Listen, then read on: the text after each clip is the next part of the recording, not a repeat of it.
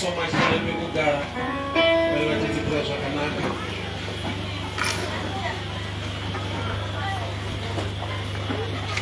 the guy who was a church, you know, amen. The guy didn't make it to come and say the board of elders. Baba na Mayo, Kona Scholars, welcome with you. Tender one question, and the bishop of the house, na Mama. Was Taramamo Jeso. Amen.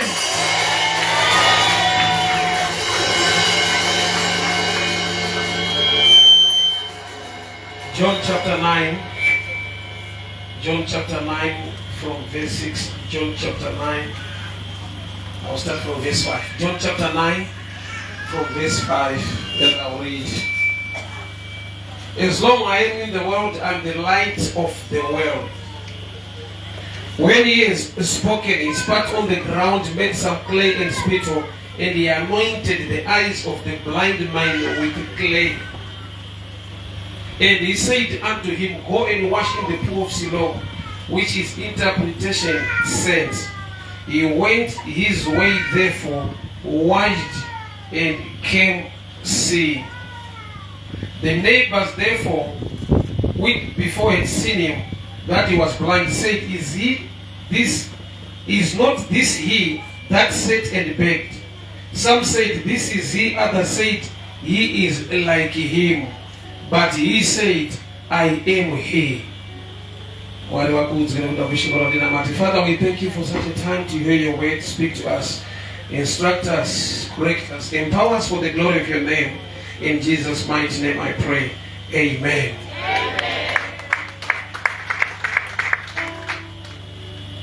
Mwali wakuzi kwenye kuna shokora.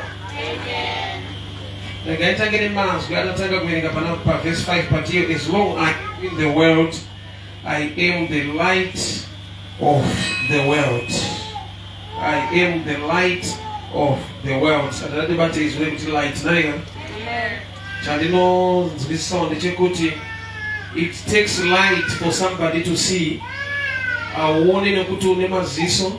Sawatona magetsi akaenda awone iwe uchinawo kana uri murima kureva kuti you need light to see. Light enables you to see.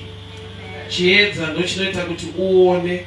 Pakashayikwa chiedza ziso arigone kuona kana risina the light nekuti uone. Saka Jesu arikuti I am the light of the world. Saka Bible rati ane murume waakaporesa in a special way and challenge to minister scripture. Ndi Jesu unaita zvitsvamisi nenguva nekuda kwokuti kuna blind Bartimaeus nakukanya mavhu akamisa kumeso akangotara a spoken words Bartimaeus ndokubva aona. But concerning this other blind man ane action yaari kuita Bible rati wakafira mate pasi akakanya ivhu and shoko rangu rati he anointed the eyes of the blind man. Shona zvinongora kuti akazodza meso ebofu. Hazvireva kuti akazora mavhu. Shoko rinokuti akazodza. Ipandoda kutipatsanangurika pane nyaya. He anointed the blind man's eyes with clay. Akazodza kwete kuti akazora. Naturally kuzora madhaga. Spiritually kuanointa is the anointing. He anointed the blind man's eyes. But in terms of anointing to the eyes, mavu, and the mavu ndinoziva kuti ari sensitive kumaziso. Pakatosumuka chamupuri pakaita mavu, munhu wese unobata kumeso. Munhu haadi kuti meso ake aende mavu. Anotokutadzisa kuona kana meso aendwa nemavu. Saka pana asingaone, arikuda kunzi aone pachishandiswa zvinotadzisa kuona kana uchiona. Mavu akauya kumeso unotobata meso anotadzisa kuona. So chinotadzisa kuona ndo chiri kushandwa nacho naJesu kuti asingaone azoona. Kurati kumupita kwaMwari kunotoda kuti uwe mature ugone kuunderstanda nekuti nedzimwe nguva anoita sekunge haasiri Mwari wacho nekuti ari kutoita zvausina kujaira zvaunga usingatarisire but kuti uzosangana nezvaunoshuvira. Romans 8 over that all things work out together for good. All things kureva kuti zvese zvaunoda zvausingade zviri mugroup re all things. Saka pane nguva yekuti une zvawakanamatira Mwari vabva vakushanda nezvinokanganisa kuti iwewe uwane breakthrough. Mavhu anokanganisa meso, but Jesu kana akuporesa asingaone anotora zvinokanganisa meso kuti meso asina kunaka anatswe. Imagine dai muri by experience akabvunza kuti ndiani anobvisa mavhu obva ndiri Jesu weNazareti, aigona kuti Jesu haadaro kuti akambonzwa blind Bartimaeus kuti akambonzi chiona. It's good kuti uzwe testimony. Testimony inoreva kuti Mwari ndo zvaakaitira munhu ari kutaura kwete kuti ndo zvaachaitira iwewe. Ungangodaro mune same problem but Mwari haadrese maproblems eni neformula 1. Kune mumwe ari blind anogoti receive your sight, kune mumwe anotora zvinotokanganisa oisa mumaziso. So ukashanda neexperience, you always miss the revelation of the new thing that God wants to do. So mavhu akanywa ndokubva aiswa mumaziso emunhu. Jesu ndokubva atuma munhu. Saka Bible pandada rati haana kungoisa mavhu, rati he anointed the eyes. He anointed the eyes. Munhu asina mavhu aone ndokubva aiswa futi mavhu. To me ndo zvaita kuti aregere kucomplaina nokuti pane chaandastanda kuti ndine mavhu handione, ndisina mavhu ndanga ndisingaone. Saka handina kutoshorwa, handina kukanganiswa nokuti ndakatokanganisika kare. At least ndakuda kutobatsirika. Ndakabvunzwa munhu achiti kuenda kuchechi, chechi inokuita murombo bhozi nowechingoindisa mari dzako. Ndikati usati wafunga zvekuti chechi inokuita murombo, iwo wakauya uri mhene. Kuita murombo zvinoti wanga unooni mari dzako usati wauya. Unopa mufundisi mari, unopfumisa munhu, unopfumisa mufundisi. Kana iwe une ability yekuti upfumisa mumwe munhu, iwe wacho unozvimakirei kokumuzvipfumisa. Ndoda kuti ukuita karesearch kekuona kuti sometimes uri a blind man arikuda kubatsirwa nemavhu, but to you mavhu are problem nokuti hausiziva kuti ndoiri kutonzi anointing naJesu. He anointed the blind man's eyes. Chiri kunzi anointing panapa iproblem.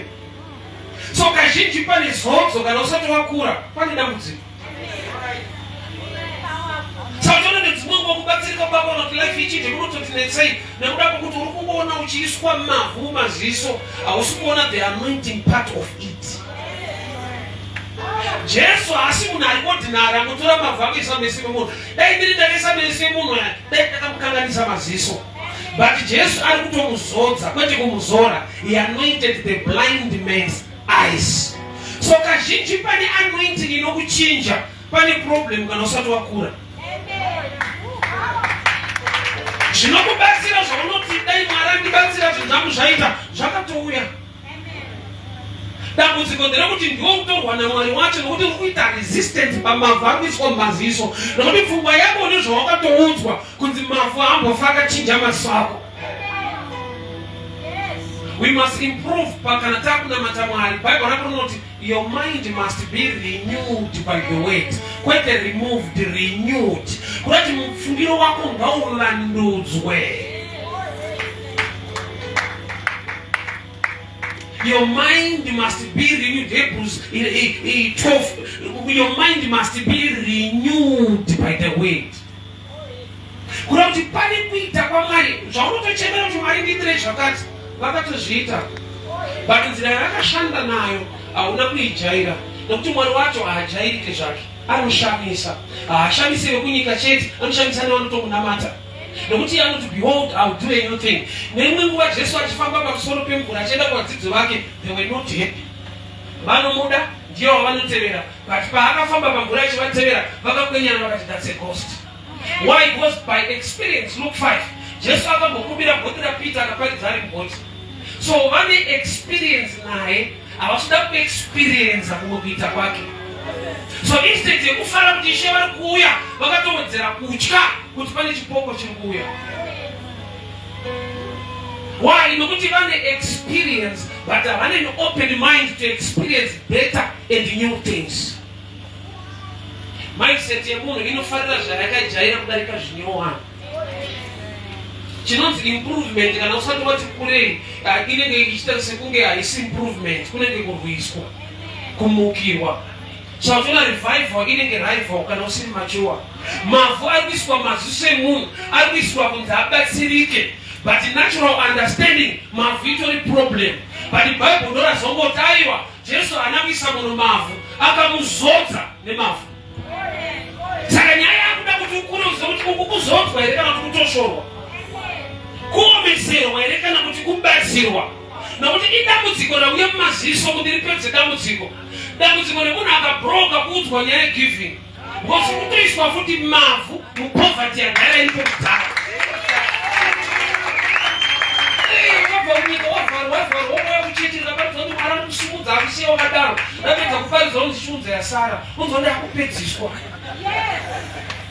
Why? Because when we say mavu, we areas also got the mavu action. But in the anointing now, in a grace, in a favor, it's in any ordinary. Remember, this man was already blind. Saka mavupa alikuya analizeringe kutoziva kuti aishinyaya kuti mavaya ari kunikanganisa biri munhu akatokanganisika but awanirwa nyasha dzekubatsirwa. So Jesu azodza munhu nanzi akabva amutuma. Oza kutotuma asina kuzodzwa mavu, ari blind, azviite. To make matters worse, pakutotuma munhu ane chinhu chinenge problem futi. Mavara anogona kutooneka achifamba zvekuti anosangana nevanhu vanogona kumunzwira tsitsi. Anogona kutomubvunza kuti ko ndiani akuisa mavhu iwaya. Koza pane pamwe pokuti Mwari vakashanda newe, nyika inokunzwira tsitsi inofunga kuti hasi Mwari. Inofunga kuti wakutokuvadzwa, wakutobatirirwa, ungotombori right usangosangana naMwari wacho. Kune masituations ekuti nyika inointerpreta sekunge watowese iwe uchienda for the best. Jacob anoti handikusiye kusvika mandiropafadza. Bhaibheri rangu rinoti ndobva rohwa. Apedza kurohwa akabva ipapo achikamhina ndokubva apiwa message yekunzi wakomborerwa. So you can imagine atinosangana nemhuri yake because akagara paside of river Jacob. So paakakrosa achienda kufamily, vanhu vakatoshamisika adzimai ndomwe vakabvunza tikoteti ko makuva rainda obva ati andakomborerwa. Iye ndiari ogatshuwa kuti akomborerwa, but zvinoonekwa nevanhu hasi makomborero iinjari. Iye blessing yake is spoken word, but chinooneka iinjari, chisingaoneke is the blessing. Saka uchiona kuti nyika haigoni kuona kuti uri kukomborerwa, inoona kunge uri kutokuvadzwa. Because vanoona kutorerwa havaoni kukomborerwa, vanoona kunetswa havaoni kuropafadzwa. But I assure you, it's a matter of time, the blessing will show up. Now, but he came back seeing. Akadzoka achiona. Indakati miracle yangu hombe haisi kudzoka uchiona. Miracle hombe ndekuregera kurasika iwe uine mavu. Nokuti kwaakatumwa akasvika ari a blind man and akaiswa mavu. No, Bible writes he anointed the man's eyes, which is the anointing was working. Pane paunozona kuti apa izodza hasi kuona, hakusi kungwara, kusarasika, kusakundikana kwangu, haisi nyaya intelligence. There is an anointing that is working in my life. Inzwa murume ane mavu and aone. Number one, kana asingaone asina mavu, atumwe, anofanira kubatwa ruoko, achiendeswa kwataurwa. But Jesu anotuma munhu ane mavu uye asingaone. Kuda kuti Jesu ari kuti first time yekupedza upofu hwako kukupa zodzo rinoshanda better than your eyes. Nekuda kwekuti usati wakuona, ndida kukutuma zvekuti uchasvika panosvikwa nevanhu vanoona iwe usingaone. Hama dzangu chinobvi zodzo ndati experience. Une rimwe level nechimwe zvinoitika mulife mako zvaunoziva kuti kungwara hakusvitse munhu apa, kuchenjera kwangu hakungatisvitse apa, chinhu ichi hachibatike nesalary, chinhu ichi hachibatike nemaconnections, ichi chaakuitika mulife ndozodzo racho manje. Sei Jesu ari kutuma munhu ane mavu anoda kukubvisa pride yekuti kana waachiva unotoziva kuti hakusi kuona but ndine nyasha dzandaitirwa. Nokuti iye wacho ari kumutuma pandaverenga pati I am the light, which means the light raKristu ndoriri kumuvhenekera kuti usarasike.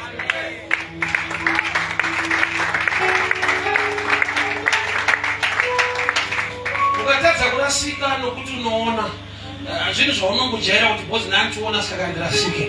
But kana une mavhu ukatumwa ukasvika ukageza ukadzoka, celebration yako hombe haisi. Mukadzi anonzi Ruth akaroorwa naBoazi, iblessing yakanaka kuwanikwa naBoazi.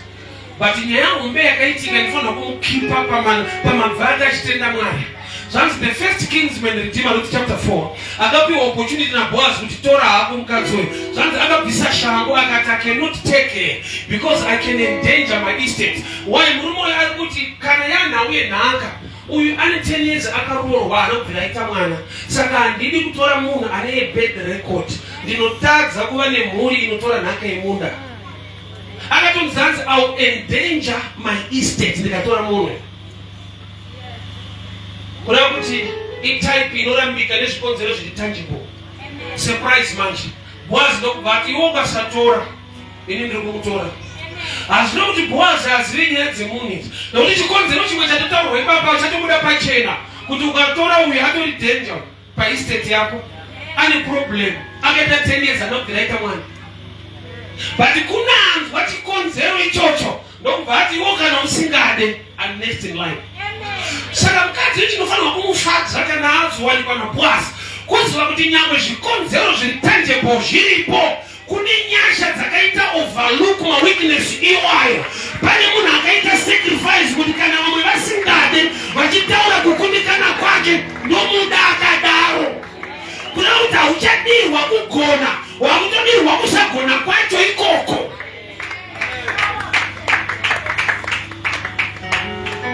First Kings chapter 1. Mukasikana inzi Abishagi. Zvanzi akasarudzwa kuti aizogara mugumbeze naDavid. David anga akwegura asisanzwe 8. Saka vakatsvaga musikana wokuisa mugumbeze. But Bible not varume vakanomutsvaga. Vanzi vakatsvaga a virgin girl who was so beautiful. Saka chainetsa ndiko beauty vanoidii kana munhu achiva kuzodziisa munhu. Haidiwe quality ye beauty haifanira kunge ichishanda. Vanhu vanenge discover kuti sometimes umwe beauty ndoinotokukuvadzisa kuti uendeswe kwausingadiwe.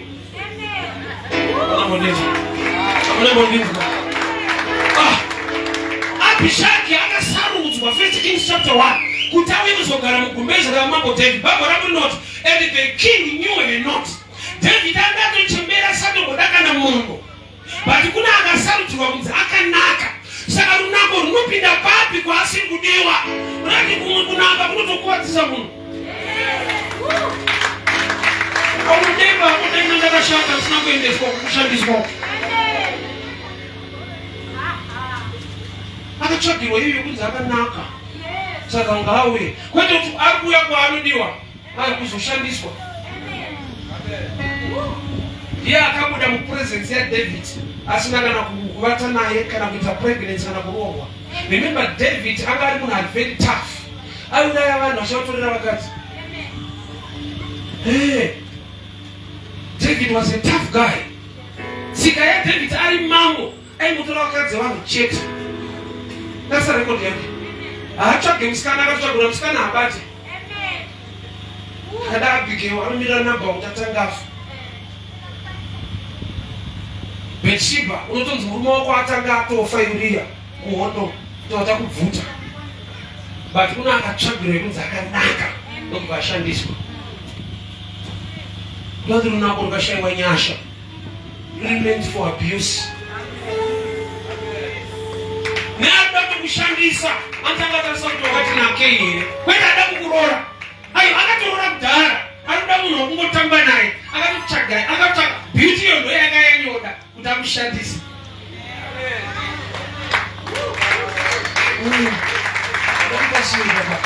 So this blind man ane mavhu ndiye ari kutumwa.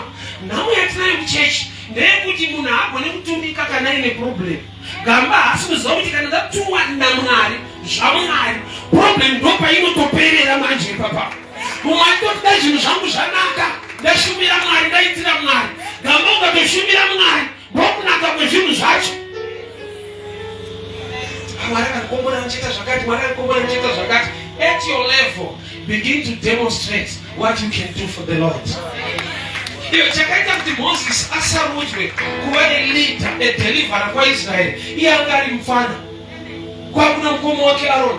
Kwa kuna sister wake waombe Miriam. Vaitomumirira kurwiza ari basket. But Mwari nobva asarudza mufana wechitiri achisiya vamwe 2. Moses ane quality yaakademonstrata kuna Mwari. Moses akaona hama yake ichirovana nemuEgyptian. Akapindira asina kubvunza nyaya. Anga ane moyo nehama dzake. Ropa raimuudza kuti wekwako haitwe izvozvo. Ndobva atora muEgyptian akafushira mujecha. Mwari vakatoona kuti iyi type inoshandika nayo because vaIjipita kuda kutovauraya. Tinovauraya paRed Sea but yatotangira muno. Oyo amire calling unotanga kutodeliver pasina calling yacho. Anga kutodeliver hama dzake calling isati yabata. Kuti akademonstrate equality kuti Mwari mukanonoka ndakufanira. Hama dzangu atitambudzike ndiripo. You don't want to do zvakanaka. Ndichaitira Mwari zvakati zvakanaka. Ndichaitira at your level begin to do something. Nemavhu iwayo tumika. Nekuoma kwakaita zvimushumira Mwari wako.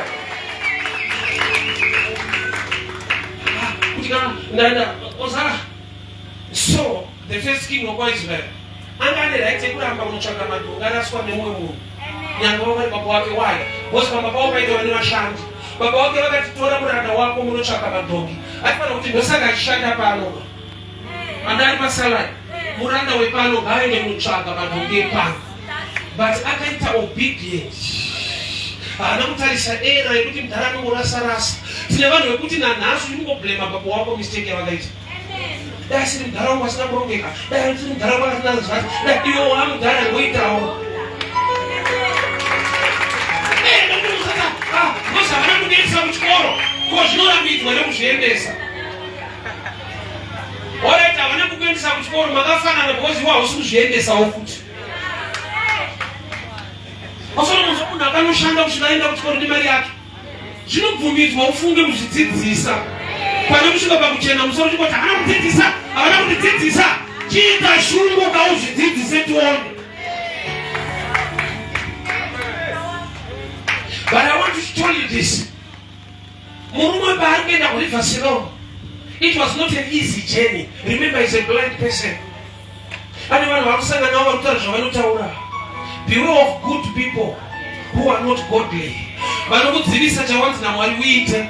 Nekuti vanokunzwira tsitsi but havazive kuti ukachiita ndomune pundutso yazvo. So ndokunaisana nevanhu kuti murikuenda kupitsana mukunogeza kuSiloam. Kuti hapana mvura iri padhuze nenge achidangoomesa so. Imagine mune mavhu kumesa waigona kushadzira kuti hapana pane tishe mvura ere pana. Kare Jesu agona kuti kutsvagire mvura ageze mavhu aya. But Jesu ari kutaura rwizi. Noti mvura yacherwa iri kuerera. Remember, murume paarikuenda nonogeza kuSiloam. Siloam inonge yasikwa musi iwoyo kuti ageze. The river was already existing. So sometimes blessing yako itoripo kudhara. Urutadza kuloketa pairi. Mwari vakavhura meso aHaga akaona tsime. Mwari havana kuchera tsime remvura. Haga aichema nenyota ari patsime. Mwari vakamuvhura meso kuti aone zviri available. The river was already flowing, but the man was still blind. Healing iri kuSiloam. And I love Jesus. The way I understand the Murumo. Murumo is not he was a dirty man. Mura is smart. Now that what it is Murumo parents they don't get some Siloam. Murumo pamanga akatokeza kudhara. But Jesus ambamadanga kuti ave nereason. Boza akanzenda unogeza asina madhanga anoti amudhara ndakamichana kutobva mushawe izvezvo. But apiwa a reason. Ndobva iswa mavhu akanzienda along the path unosangana nevanhu. Ndakatanga kushumira Mwari 2006 mustreet. Along the way ndaifamba netsoko kwakuwadzana ndichienda pana first ndaisangana nevanhu. Mwari aipa message wekunyima mari yetransport. Zvekuti unogona kugara pasi nevanhu kuti ndiye mari chaichaiva ndiri kuzvifungidzira. Mwari anoshaya coin. Waipiwa a powerful message but havana mari yetransport. SaDavid anorota ari mambo kune imwe nyika but haana mari yetransport. Along the path yekushumira Mwari, people will laugh at you. But andinoziva ukasava ready kusekwa, hausi ready kuzosekerera. A move of faith unenge upenzi kunenge kuparara. Kana usati wa kumbosekwa nevanhu hausati waredi kumbosekerera zvinhu zvaita. There is a moment and a period yekuti unoita sekunge wakaita mistake kunamata Mwari wacho. So this man ari kutumika ari blind man ane mavhu. Une zvikonzero zvaunogona kuti nini chazodai vozi kana zvangu zvanyatsaita kana Mwari anivhura madoti chazodai. It's time to act upon the word. Ezekiel 37. Ezekiel akaprofita kuti mapfupa achava nenyama. Guess what? Verse 7. Bible noti hanzi ndakatarisa, I looked at the bones. Ndikaona mabonzo akufamba bone to its bone. Which means pakatanga paita a movement of order before manifestation of prophecy. Aprofita kuti mabonzo achava nenyama, but remember the bones were scattered. So Mwari havasida kugadzira zvinhu, vada kugadzira vanhu. So there must be a skeleton first formed for flesh to come. So bonzo limwe nelimwe rakatanga kufamba, harisi kufamba nokuti nyama yauya, riri kufamba kuti nyama ichiuya. Action attracts manifestation.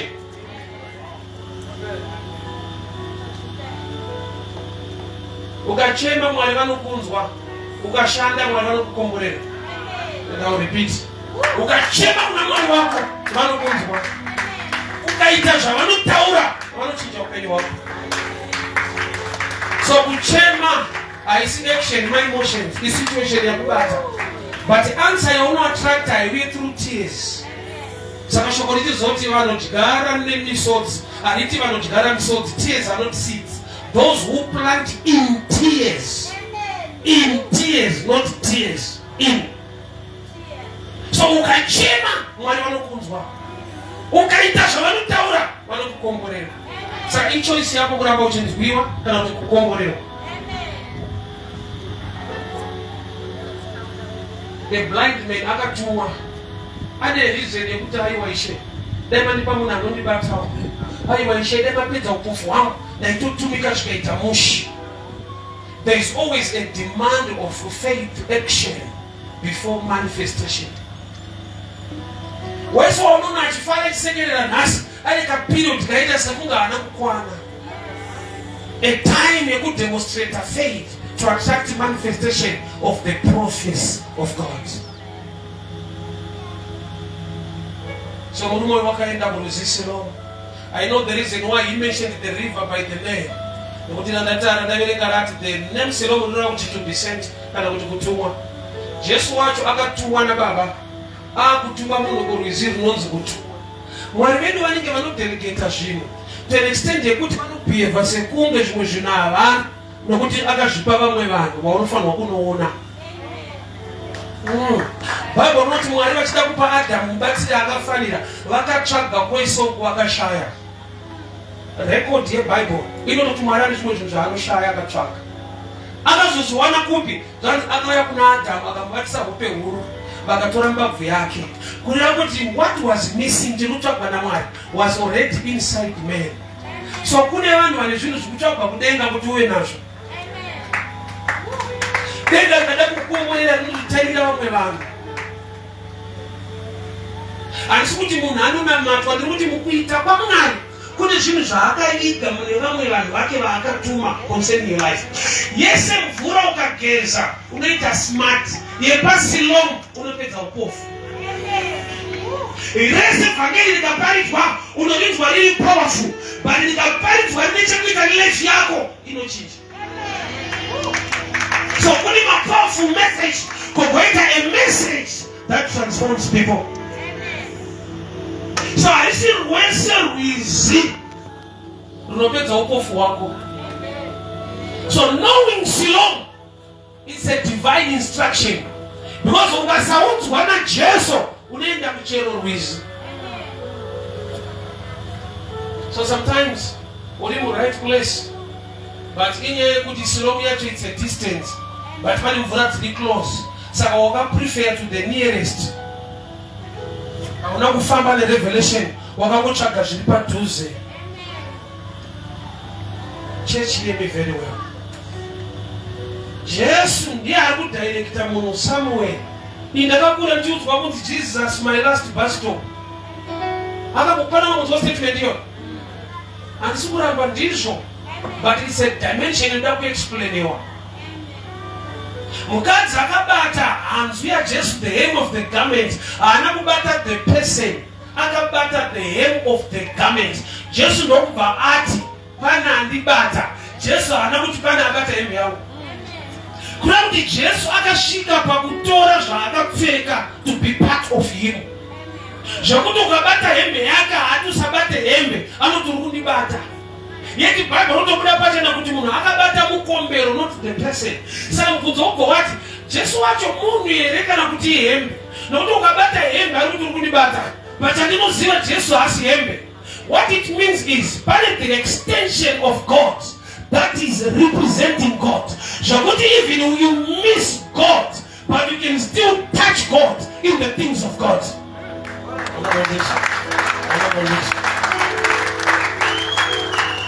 Cornelio, minamato yako nezvipo zvako zvasvika. Chandinoziva munamato unoenda direct kuna Mwari, chipo chinoenda kumaraini. But Mwari vari kukogunaiza kusvika kwazvo nezvisati zvasvika. Unabonenzwa. Hakuna chipo chinoenda kudenga. Ndani 47 years asi andabona chechi nehelicopter netsaufa kudenga. Asi unotonzwa vanhu vachinzi ipai Mwari. Wakadi kusunguka kuti patiri kuenda rini. Kuti wakura upa kuti understand so. Kuti unogona kutopa Mwari usina kupa Mwari. Mwari kusvika paanorecognize kuti zvasvika. Izvo zvakaenda kuunity O. Cornelio, zvipo zvako zvasvika. Izvo zviri kujei. Kujei kudenga. Kolinda Mwari achiti zvasvika. Kana zvaenda kunoiswa naMwari, zvatosvika kuna Mwari wacho.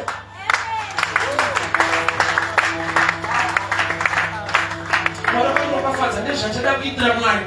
Zvese zvada kuitira Mwari zvinoitwa pano.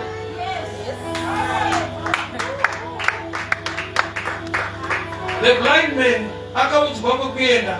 Nokuti dai asina kuudzwa kwekuenda, aiwana kwekuenda. Munhu ane mavha anotsvaga chero kune mvura.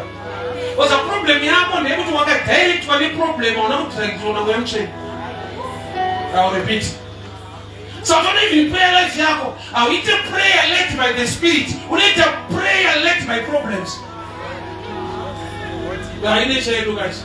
Pamusoro pemba pakati kiti. Wakutodeclare munoshamisa. Zviratidze you are being pushed by challenges. You are not being led by the Spirit. Shokoro velati vanotungamirwa nemweya ndovana vaMwari. Madhaga akaenda mumaziso unokutsvaga chero pane mvura. Saka dai Jesu asina kumuzadzenda kuSilomu aiwana kwekuenda achidirectwa nemadhaga. Saka generation yenyu inodirectwa nemachallenges. Ukatoda nopinda mufasting ane problem yaainayo kunoti Mwari vane zvavataura. Unotomboimprova mishana kunamata kwako so. Munhu anomati Mwari wacho handimunzwe. Mwari wacho anotaura here. Mwari anotaura. Chauda ngotichwa chete pamwe manzwiro. Wozi kunzwa unotonzwa. But unotogona kufunga kuti asiri. Gozi wakunzwa Mwari umwe anotyisa. Ichokwadi anotyisa. But akanaka. Ende ane rudo. Ini kana tichidhira nemwana kumba uchida kumupa sadza kamwana kadiki so. Hatikati sadza. Tinoti dada. Tisingachinje product. Tinochinja spelling. Kurati ndiri kuuya mulevel yake kuti agamuchire zvekulevel yangu. Zvasati akunzwisa kuti isadza, anorovera sadza kudhadha. Which means God can download to become by level yaunofudza kuti pamwe asiri Mwari wacho.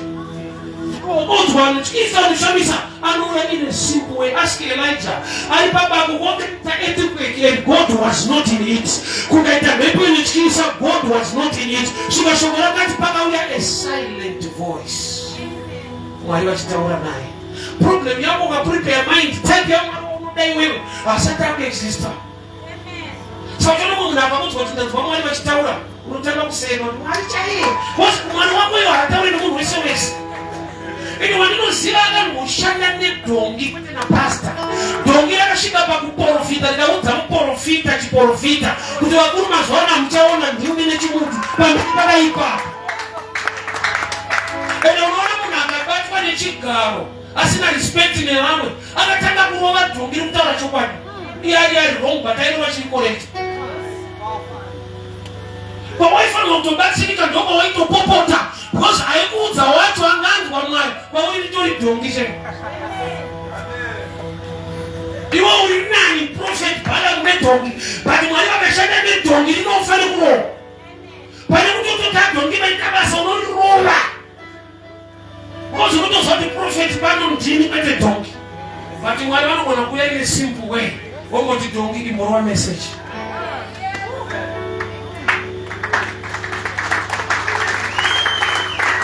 So the man was sent. Aine mavu. Vanhu pavanoda ndive kuti he came back see. Akadzoka achiona. Pakuenda pane demand of faith isikanakidze. Pakuenda kuna anoselebrata newe kana une madhaga. Vanhu vanoselebrata kana wachena.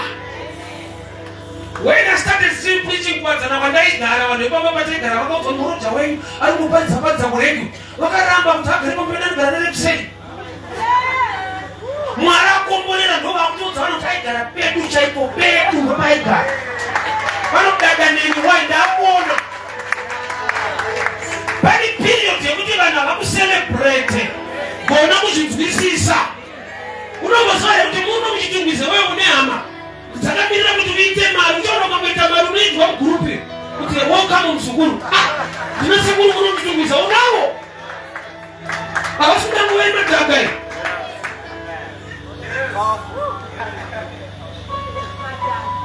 Time anayefamba kuvakwadza nachaspalitsa kana first akunaenda kufamba neni kana yakudrive wanzati we can just go together together inotangira pamota eka ndo vanhuba uda kujoinwa problem imomo avadaro kana une madhaga hakuna nokuperekedza chinzwa zvanzi paakadzoka vanhu vakatanga kutaura nezvake but asati aenda haataurwe nezvake vangava kuti ndiye here aibhega ari apa vamwe chiti asiriye anenge iye ukakomborerwa unoita topic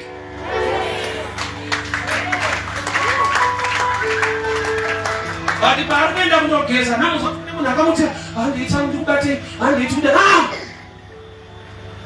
ava kujoine kumadhaga ende usadetsekuti vanhu vadi kumira neni ikoni zvina Mwari mukati vanhu nyamwe zvina Mwari mukati vanoda zvavakajaira kuona zvinenge mari mota nemba utsvena havana basa nawo ndimi havana basa nadzo ukarere ndima kunanoti hangagarigari kuna matatese ingodrive unati can we just go together vanhu vari moved nemablessings havasi moved neblessing. Why? Blessing is spiritual empowerment. My blessings is really tangible. My results are blessing. Saka izvezvi wakatoropafadzwa kana hakuna nda kutamba newe kusvika wane zviropafadzo zviri tangible, they will come close to you. But iyo wake up call vasina kukujoina mumadhaga usanyanye waselebrate vakakujoina wakuona. They are not the real friends. Vanotamba nesituation yako kwete newe. Vanhu vari kukubatsira kutsvaga tsoda kubatsira mudziya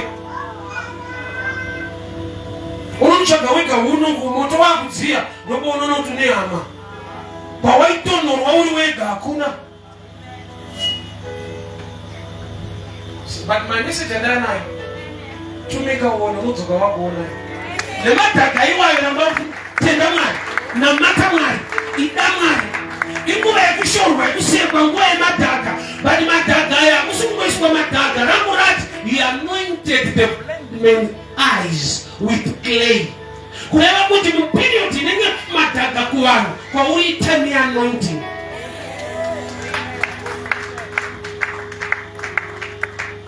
Iwe ziva kuti ndiri kuitira Mwari kwete munhu, ndiri kuitira akatendeka kwete vanhu vanokanganwa. Ukaramba une that mindset yekuti I'm serving God, I'm doing this unto the Lord, it's a matter of time. You will come back saying akadzoka achiona vanhu vakatanga kuti ndiye kana wakuona vanotaura nezvako vanoda kuva close to you. But ndati wake up call vasina kumira newe mumadhaga vatye kana vakuda kumira newe wachena because the same type inogona kudzorera kumataka. Vanhu vari kukufarira nhasi vanoda iwewe kana vanoda zvaakuitika. They are not friends. Vanhu vari kutamira opportunity mukana wapo. Akadzoka achiona. Vachibva river Siloamu yagara ichierera mvura. Saka vanobvira vaenda kuziva panochinja life yako. Zvinotoda Mwari kuti vataure mulife mako. Wega nekungozvifunga gore rinopera uri padhuze neSiloamu, but uri munhu ari blind ende upofu uchipedzwa pariver Siloamu. Not every river. The devil is not worried to win the church. He is worried to ukaenda pane zodzo rinochinja life. Saka uchiona anokufaitira church kwete zvimwe zvinhu. Why? Because he knows nokuti mugarden reiten paakaenda akanyepera zvaakataura aida kuti vanhu vabude muoriginal plan. Vanorarama kunze ivo vari type yemukati. Do you know kuti Mwari anobvira asika minzwa? Bhaibheri rako rinoti Adhamu atadzira Mwari akudzimba mukati akanzi kwawakuenda kuchamera minzwa. Minzwa was a result of disobedience. Minzwa chinhu chinocreateka nedisobedience chashinga existe mind yaMwari. Because minzwa inorepresenta zvinhu zvinofighta what you are doing. Vachaita kuti vadzimwe mugadheni chii? Vamwe vaparidzirwa a good message isiri God's message. Good message kubviswa limitation kunzi aiwa musadzvanyirirwe dya yese. Pastor Snake pavakabvuta mic vakaparidza rinodyisa. Saka vakabatirwa munhu ngavadyi. Vaguta vakadzingwa mugadheni. So haisi nyaya yekuguta. Kana taguta toda kuenda kupi ndo pane nyaya. Munhu anoziva the end result ane wisdom ane favor kuna Mwari. Why? Because anoziva the end result haapinde muchinhu chinonakidza chisina kumunakira.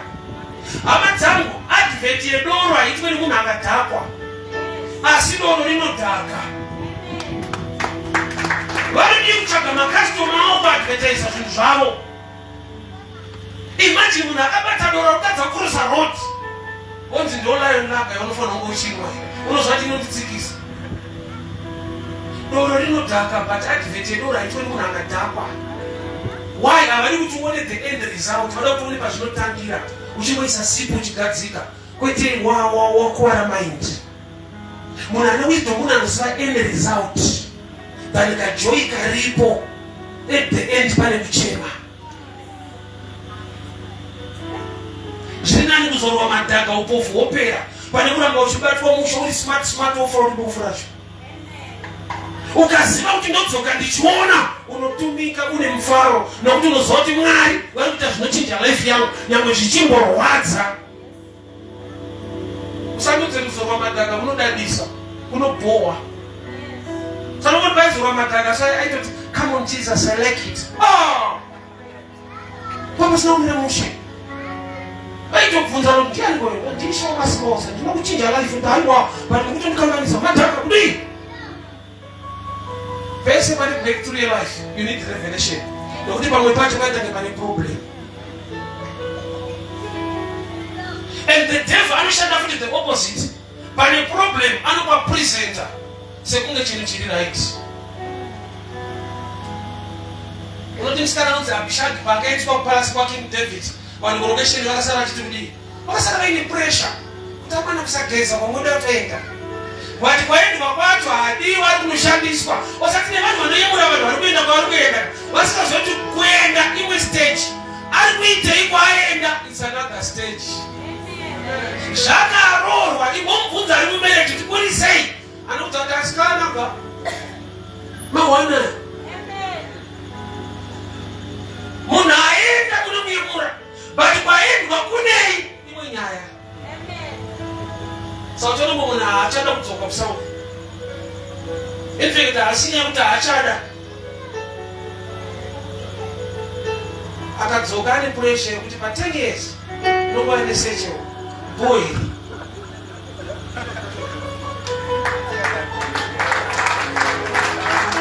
Iwo zvinoyemura sokuti akaenda kuenda stage 1 kwakaendwa nezviri kuitwa inyaya.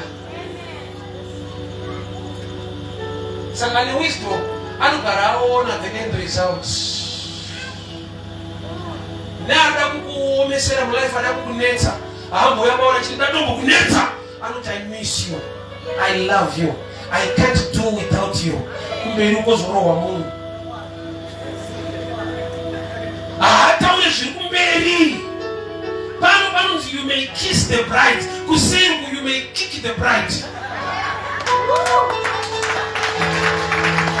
Picture ya munaona pa wedding, haisi picture ya marriage, picture ya wedding.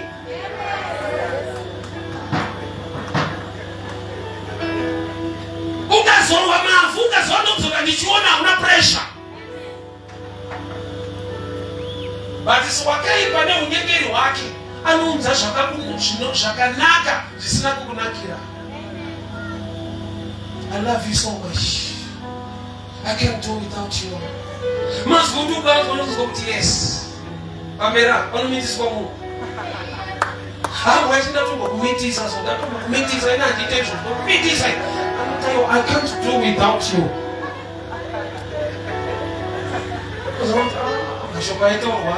And that's not really saying forever. Forever the Kurevesa Zagasia.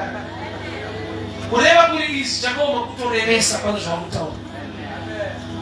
No matter the demand, but because what God is in it, continue to walk in obedience. Why? Because not about your owner.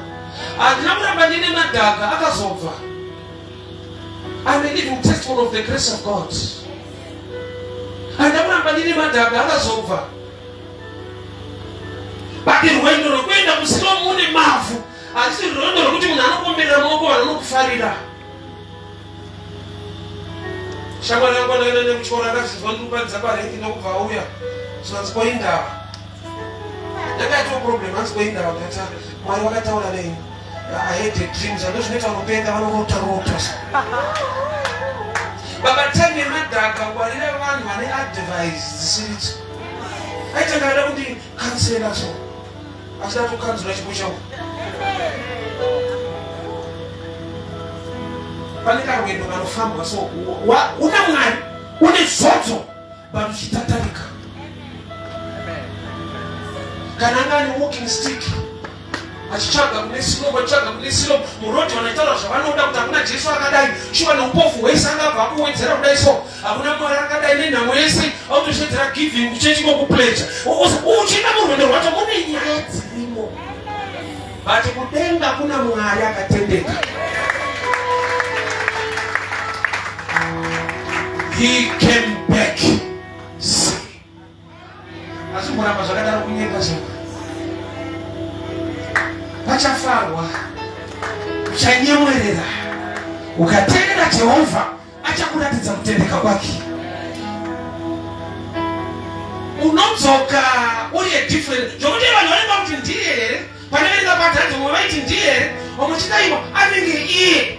Unokomborerwa zvokuti havagoni kungatsokuti ndiye here kana kuti haasiri. You become a new person nekuda kweglory nefavor yaJehovha.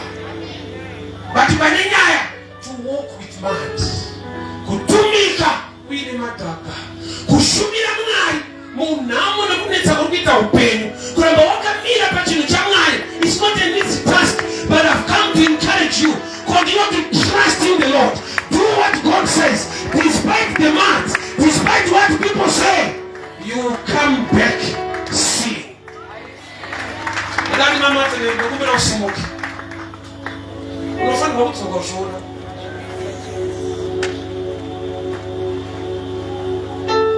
Not Mwari vakupe the courage, vakupe the power to continue the journey. Une mad. Kuramba uchienda. Kana ungasangana nevanhu vanotawaomeserwa yati kugeze pano, beware of good people vadakukubatsira usati wasvika panoita kuti life ichinje. Mvura inetse kuwana vanhu nemadhaka ende vane mvura vakawanda madhishi mudzimba. But kana wanzi kusilongo vaudza kuti thank you for your help. Uri kuenda pakataura Mwari. Sometimes uri kuenda kwataura navanhu kunenge kure. Process yacho inenge yakareba. Nebuilding chaiyo haisati yavakwa. Uri kushedzwa nokuti pana mutakatoka kudhara instrument dzitoripo, pano kungopinda church. Hapana zvekupledge, hapana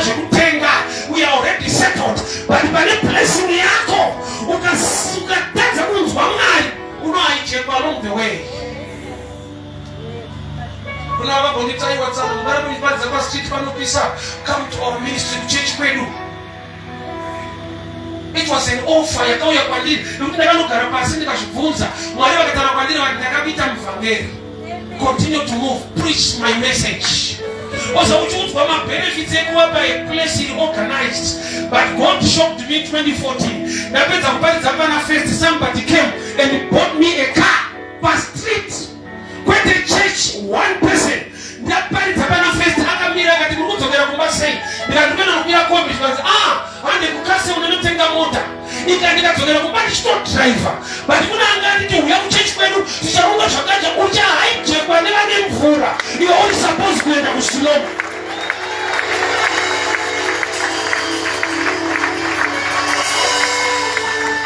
My own side nine. Without what distance will ever fire. Without one way I'm Shatora Shikamaka, Shikachia Kura. Why are you wasting your gifts? We are going to open platform. Continue to be a man again at Silo and a focus. And as long as say I will take the Rino, and as long as I see some Fura, you know better who powerful. But the Basilo, but the town of Jehovah. I was a plan on a mistake. God has a plan and a purpose, but beware, you are going to supply a better offer, but you are not offering what God wants you to see.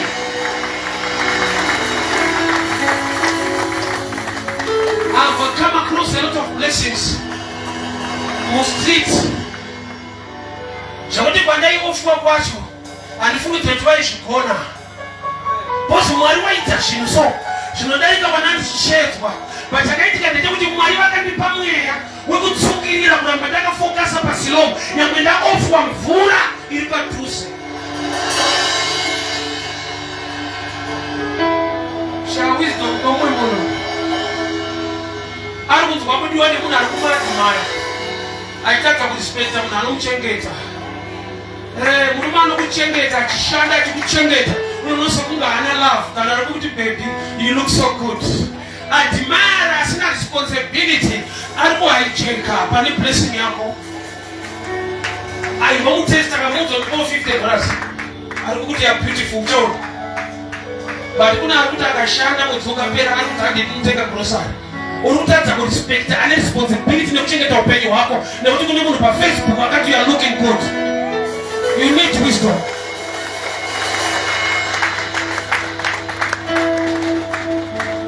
Hadina secret admire. Uno kuti kolera pera grocery kwenda kushaka babo wako. Alikuita I love you look so sexy. Hapana charubita. Kana airtime aite. But moyo wangu pira basi sina basi ndio chaiche kwa marriage. Netuwa ntuda kuchaka opportunity kulala leo. I don't know who I'm talking to. You talk about serious so. You know I check abantu mu road but nchako chine pundu cheka naka shiriko. Unodiwa ni mundu unaita madini wa uno kutalisa mu marriage. Yeta alikuwa na watu asitato mburora. Batani makomenti mtu wewe mtu panika. Ndasana tina kwa icheka marriage yako kutu useless. Kusilomu kuno shibana wanu wakashinga na kuti muroti mune marizari mune wana offer zimwe mvura.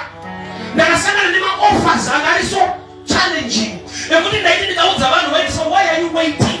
Kana achida kuoffer this kind of ministry over a resident pastor open wa ishnerish, why are you wasting time uchichane nezuwa pa streets? But I stand here to testify. Marum street anoshamisa.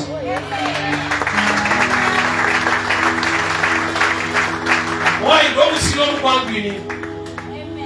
Kana wanu offer ime mvura Silomu kwangu ndo kuziwa. Pale kwa kutu ukageza unochena. Bali pale kwa kutu ukageza upofu unopera. Usa haije mwene kuno kuita smart oramba uli blind. Let's raise our hands. Father, thank you for your words. Father, thank you for your grace. Lord, I thank you for your love and your favor. Tipei mwe yoku tsungirira. Tipei mwe yoku tsungirira. Tinofana wakushika katofana wakushika. Prametiri patofana wangetiri mwe. Mukuru wanza nekuoma kwasho. Zoto nuchinja upenyu wangu niregere kusunduruka pariri. Chero chauya chinakundibvisa pazodzerenye Mwari, give me the grace, the power and the ability to continue to focus. Kuna mbandiri panjimbo. paniche kuita ni upenyo wangu. Silomu ngailokete wanu ngawalokete silomu upofu ngawupere zozorete ndirimo ngalishande mu upenyo mwana sikana. Ndinotara kuyerera kwe michato, ndinotara kuyerera kwe basa, ndinotara kuyerera kwe visa na opportunity. Baba zozorete ndirino lanawa makaunza pano nekuda kwenyasha zili pano. Baba nekudiklayeko jino ngalachiona kana lakeza pasilomu. Ndinotara nyasha zinopedza upofu, nyasha zinopedza urova, nyasha zinopedza kusabiwa. Declare favor. Not the chocolate. I got to chiona. Father, I declare and I declare 2025